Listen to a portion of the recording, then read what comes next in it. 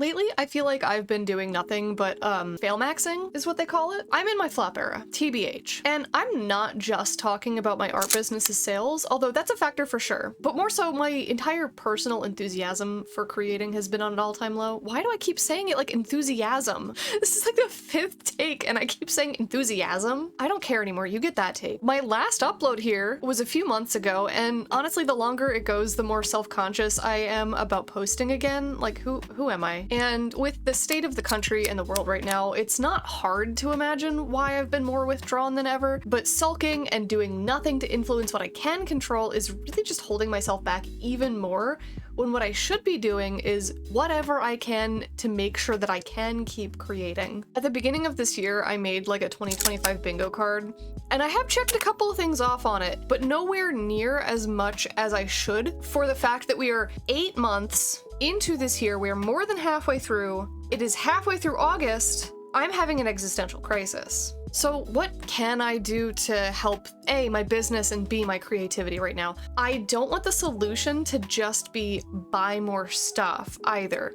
I think it's really easy to fall into the idea that if I just make the right product with the right designs, it'll get better. But that doesn't actually do anything to address the real issue, which is that I have not been effectively marketing my art or my store very well at all. And I think even that stems from that lack of enthusiasm, the loss of enthusiasm for posting new art. So let's get into it, because I will be dragging myself kicking and screaming through this slump. My main issue, I think, lies in the fact that I get burnt out way easier than I think any person should ever get burnt out. I don't know what my deal is,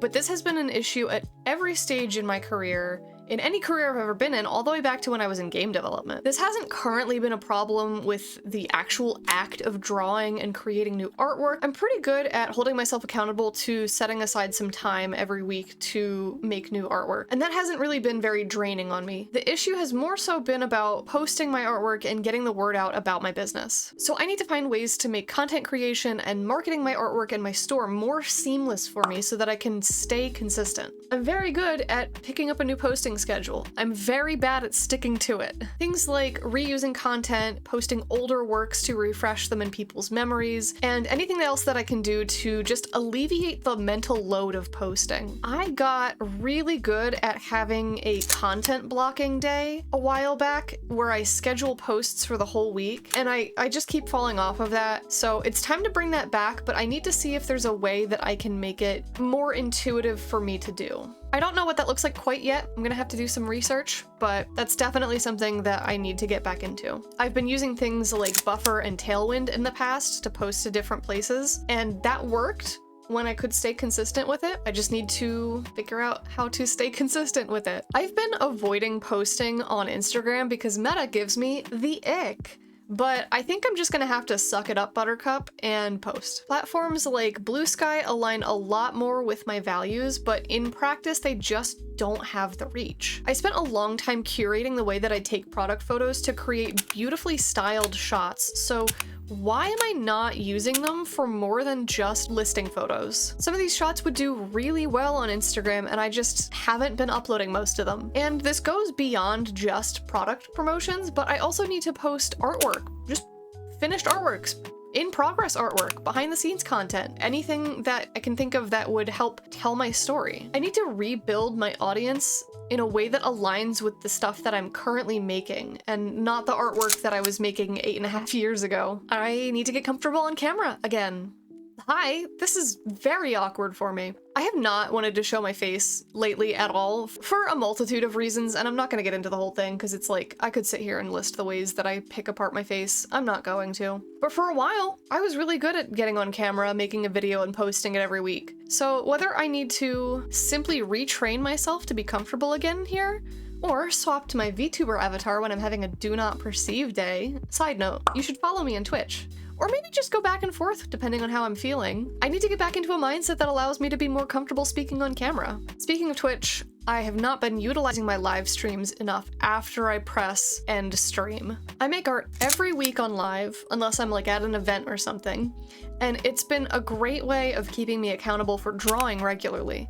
but I barely do anything with that content afterwards besides maybe uploading a few tiny snippets to TikTok. I already format my VODs in a way that strips all of the background music away from it so that I could, if I needed to, edit and re-upload edited VOD content if there's like a topic that I spoke about at length on stream. Or I can reuse drawing footage with a different voiceover for some extra content to give me more ways to show my artwork to the world. Either way, I need to get better at recycling this content that I'm already making, because once I hit end stream, sure, people can go to Twitch and watch the VOD, but nobody does that. So that content is effectively getting flushed down the toilet into the ether. Editing and re-uploading more than just 1-minute clips would be a great way to recycle that content. On the selling side, I've been rethinking my Artist Alley booth. This is actually something that's ongoing constantly. Every single show that I go to, I evaluate what went well and how I can improve. And my last show in July, I actually ended up breaking my sales records. There's still ways that I can improve in order to better showcase my work. For instance, my backdrop only goes up 7 feet tall and it really didn't show up very well behind me. So I barely sold any prints all weekend. And I formatted my booth in a way that shows my artwork better, but it meant I had to stand all weekend, which was incredibly taxing on me. So I'll be looking into ways that I can make even more adjustments before my next show. Whenever that is. It's really hard to get into conventions lately. This is another thing that's been on my mind for a long time, but I've been wanting to pivot my product line slightly. Not the style or niche, just the actual physical products that I'm making. I might make an entire video on this, but I'll be looking at making more products in-house and adjusting my selection of products to be more useful and less decorative. I want to make things that have more of a purpose than just a cute sticker or keychain. Now, don't get me wrong, those aren't going away, but when people are holding their wallets tighter like they are in this economic environment, there's less demand for things that are purely decorative. And while tariffs have relaxed a little bit since the 145% tariff days earlier this year, it's still going to be much easier and much less expensive if I have more control over the production process by making things myself. To this end, I have bought an embroidery machine, which actually happened last year, and I have footage of the unboxing and some of the learning process. I just need to edit and upload that. I would love eventually to get into a few higher end products like Ita bags. I've been wanting to make a particular Ita bag design for forever. But I'm not sure that aligns with my current financial ability and the economic state of things. That sort of thing, just the prototyping can cost hundreds, production can skyrocket into the thousands, and then there's storage issues and all kinds of things that I have to think about logistically. But it's something that I've been wanting to do for a while, so I'm holding out hope that I'll be able to at some point.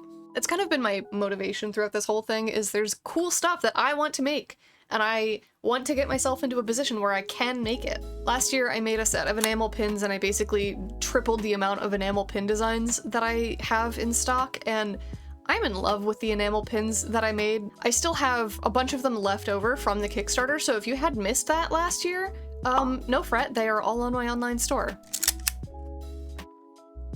Something real quick that I forgot to include, so I'm adding it in editing. While my shop sales have been lower, I've reopened commissions. I'm offering emote and PNG tuber commissions, and I also have a custom form for anything that isn't part of my normal offerings, but could still fit in my style and skill set. Even though my online store is making fewer sales and conventions have been hard to get into for years, having an income stream through taking commissions has allowed me to continue working. When you hear advice like diversify your income streams, it's because of stuff like this. When all of your earnings come from one source, it can be risky when something happens that makes that source run dry.